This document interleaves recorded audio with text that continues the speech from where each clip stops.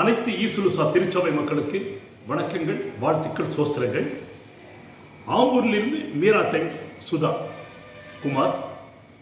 கடந்த சில நாட்களுக்கு முன்பாக நம்முடைய ILC 2025 தேர்தலை குறித்து தினம் ஒரு தகவல் அப்படின்னு பார்த்தோம். அதில் சர்க்கிளை பற்றி தெளிவாக குறிப்பிட்டிருந்தோம். அது ரொம்ப உங்களுக்கு பயனுள்ளதாக இருந்திருக்கும். நம்முடைய ILC என்பது 3 சபை சங்கங்களை கொண்டது. முதலில் அதை தெரிஞ்சுங்க. இது தெரிந்தவர்களுக்கு ஒரு சின்ன விஷயம், தெரியாதவர்களுக்கு இதை நீங்கள் ஃபாலோ பண்ணல, ஓரளவுக்கு அப்படி தெரிஞ்சுக்கலான்றதுக்காக தான். முதல் ஆம்பூர் சபை சங்கம், நாகர்கோவில் சபை சங்கம், திருவேண்டரம், இப்படி தான் இதை சொல்லணும். இந்த ஒரு சபை சங்கத்திலேயே எவ்வளவு பாஸ்டேஜ் இருக்குது அப்படின்னு பார்த்தா, ஆம்பூர் சபை சங்கத்தில் இறுதியாக நம்முடைய ILC தேர்தல் அலுவலர்கள் மூலமாக சொல்லப்பட்டது 84 திருச்சபைகள். அடுத்தது நாகர்கோவில் 76 திருச்சபைகள்.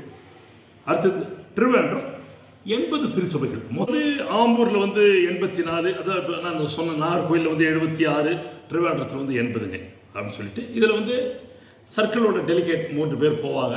அவர்கள் எதற்கு, அப்புறம் சர்க்கிள் எக்ஸிக்யூட்டிவ் அப்படின்னு சொல்லிட்டாச்சு. இப்போது சினாடை பற்றி தெரிஞ்சுக்கலாம்.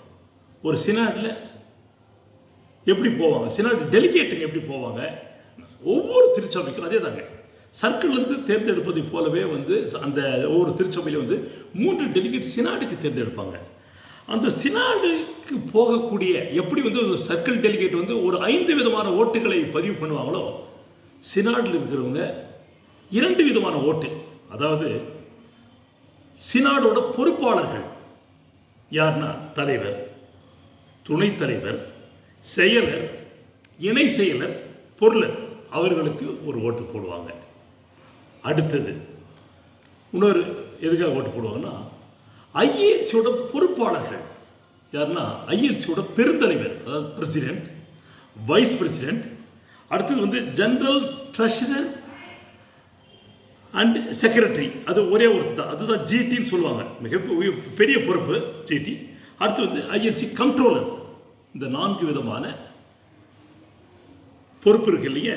அந்த பொறுப்பில் 2 நபர்கள், ILCயோட பெருந்தலைவர் 2 பேரை நாமினேட் பண்ணணும்.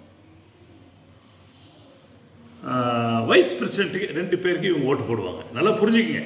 ஒரு சின்ன கன்ஃபியூஷன் மாதிரி உங்களுக்கு இருக்கும், ஆனால் அது கன்ஃபியூஷன் இல்லை. இதுதான் 2 நபர்களை தேர்ந்தெடுத்து அனுப்பணும். அந்த தேர்ந்தெடுக்கும் நபர்கள் ஆம்பூர் சபை சங்கத்தை சேர்ந்தவர்களாகவும் இருக்கலாம், மற்ற சபை சங்கத்தை சேர்ந்தவர்களாக கூட இருக்கலாம். ஏன்னா இந்த சபை சங்கங்களெல்லாம் சேர்ந்து தான் அந்த ILC பொறுப்பாளர்களை 2 பேர் தேர்ந்தெடுத்து அதில் அதிகப்படியான வாக்குகள் இருப்பவர்களை தேர்ந்தெடுத்து அவர்களுக்கு தேர்தல் நடைபெறும்.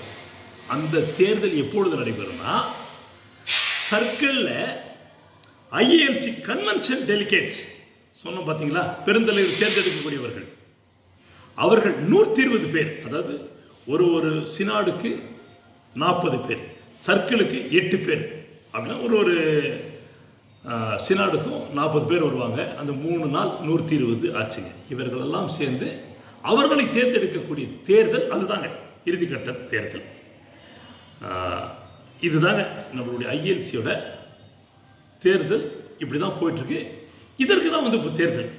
ஏன்னா இதனோட லிஸ்ட்டை இந்த வேட்பாளர்கள் இப்போ சமீபத்தில் திருச்சபைகள் மிகப்பெரிய குழப்பங்களை தேர்தல் அலுவலர்கள், அதாவது ஆம்பூர் சபை சங்கத்துக்கு என இந்த 84 திருச்சபைகளுக்கு சேர்ந்த ஒரு தேர்தல் அலுவலர்கள், அருமைக்குரிய வாணிபாடி சேர்ந்த ராபர்ட் ஆசீர்வாதம் அவர்கள். நீங்கள் பார்த்துருக்கப்போ அவரோட நம்பர் கூட உங்களுக்கு டிஸ்பிளே ஆகும், அதை பார்த்துங்க. அவர் தான் 84 திருச்சபை தேர்தல் அலுவலர். அதுபோல் திருவேண்டரத்துக்கு ஒருத்தர், நாகர்கோவிலுக்கு ஒருத்தர், அப்படி இருக்கா. இவர்களுக்கு தலைமை தேர்தல் அதிகாரி ஒருத்தர். இப்படி இருக்கிறாங்க. இப்போ என்னென்னா ஒரு திருச்சபையில் கடந்த 20ஆம் தேதி தேர்தல் அலுவலராக ஒரு 2 பேர் நியமனம் பண்ணிப்பாங்க. 100 வாக்காளர்களுக்கு மேலே இருந்தால் ஒரு 2 பேர், 100க்குள்ள சில ஒருத்தர் அப்படின்னு சொல்லிட்டு சில இடங்களில் ஏகமனதாக தேர்ந்தெடுக்கப்படுகிறார்கள். சில இடத்துல போட்டி இருக்கும்போது அது தேர்தலாக சீக்ரெட் பேலட்டாக மாறுகிறது. இதில் மிகப்பெரிய ஒரு குழப்பம் என்னன்னா, தேர்தல் அலுவலர்கள் ஆக திருச்சபையில் இருப்பவர்களோட புரிதல் மிக மிக குறைவாக இருக்கிறது. அவங்க யாரையும் கேட்கறது கிடையாது. சம்பந்தம் அவர்களாக சட்டத்தை வந்து தவறாக புரிஞ்சுக்கின்னு பாருங்க, ஆம்பூர் கண்கடியா திருச்சபையில் ஒரு குழப்பம் போயிட்டு இருக்கு. இறுதி வாக்காளர் லிஸ்ட்டை வந்து அவங்க வந்து 24ஆம் தேதி ஒட்டியிருக்கணும். இன்னைக்கு வரைக்கும் பண்ணலை. அந்த அந்த போட்டியாளர்கள் வாபஸ் பெற்று அது 25 நேற்றே முடிச்சிருக்கணும். ஏன்னா 27 வந்து தேர்தல் அனௌன்ஸ் பண்ணியிருக்கிறாங்க. இன்னைக்கு வரைக்கும் பண்ணலைங்க. ஏன்னா அவர்களுக்கு புரிதல் குறைவாக இருக்கிறது. இதை வந்து ஒரு புகாரா சொல்லும்போது ஆம்பூர் சபை சங்க தேர்தல் அலுவலர் 84 திருச்சபைகளுக்கு தேர்தல் அலுவலராக இருக்கக்கூடிய அவர் வந்து சொல்றார், இல்லைங்க நீங்கள் தவறான வழியில் போயிட்டு இருக்கிறீங்க, அதை மாற்றிக்கங்க அப்படின்னு சொல்கிறார். அவர் சொல்லுவதையும் கேட்காமல் இவர்கள் தன்னிச்சையாக முடிவெடுக்கிறார்கள். முடிவெடுத்து கொண்டு இவர்கள் இஷ்டத்துக்கு போயிட்டு இருக்காங்க. இது பிரச்சனை தான். கடைசியில் இதில் நீதிமன்றம் இன்வால்வ் ஆகும், தேர்தலை தள்ளி வைக்கும் அல்லது அங்கீகாரத்தை ரத்து பண்ணும். இது போல சம்பவம் தான் நடைபெறும். பக்கத்தில் இருக்கிற இமானுவேல் லுத்தரன் திருச்சபையில் ஒரு டெலிகேட்டுக்காக போகக்கூடியவர்கள் மனுக்கள் எத்தனை வேணாலும் போடலாம். ஆனால் அவர்கள் டெலிகேட்டாக போன பிறகு, அதாவது பிரதிநிதியாக போன பிறகு அங்கு போட்டியிடும் போது மட்டும்தான் ஒன்றில் போட்டியிட வேண்டும் அப்படின்னு தெளிவாக சொல்லி, அது புரிதல் குறைவாக இருக்கிறதுனால இவர்கள் இஷ்டத்துக்கு ஏதோ ஒன்று சொல்லிட்டு போயிட்டுருக்காங்க.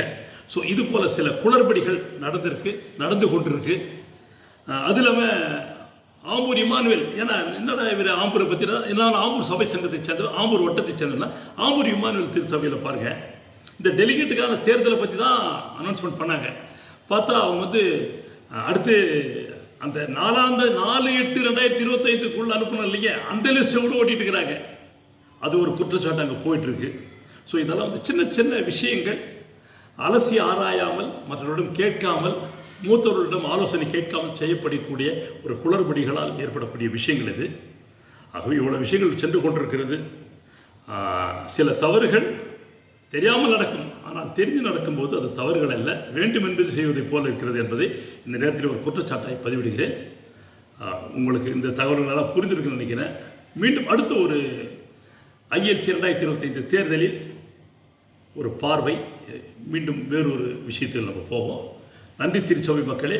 உங்களுக்கு வந்து இதில் ஏதாவது சந்தேகம் இருந்தால் முடிந்தவரை என்னோட கீழே அந்த நம்பர் போகும், நீங்கள் கேட்கலாம். தெரிந்தவரை நான் உங்களுக்கு சொல்ல, அப்படி இல்லாட்டி நான் மற்றவர்கிட்ட கேட்டால் சொல்லுவேன். ஆகவே இதை பயன்படுத்தி கொள்ளுங்கள். இதை புரிந்தவர்கள் புரியாதவர்களுக்கு புரிய வையுங்கள். மற்றவர்களுக்கு இதை வந்து நீங்கள் ஃபார்வர்ட் பண்ணுங்கள், தெரிந்து கொள்ளட்டும். ஏன்னா வேறு யாரும் இவ்வளோ தெளிவாக சொல்ல மாட்டாங்க. ஆகவே இந்த தயவு கூர்ந்து மற்றவர்களுக்கு பகிர்கள் என கேட்டுக்கொள்கிறேன்.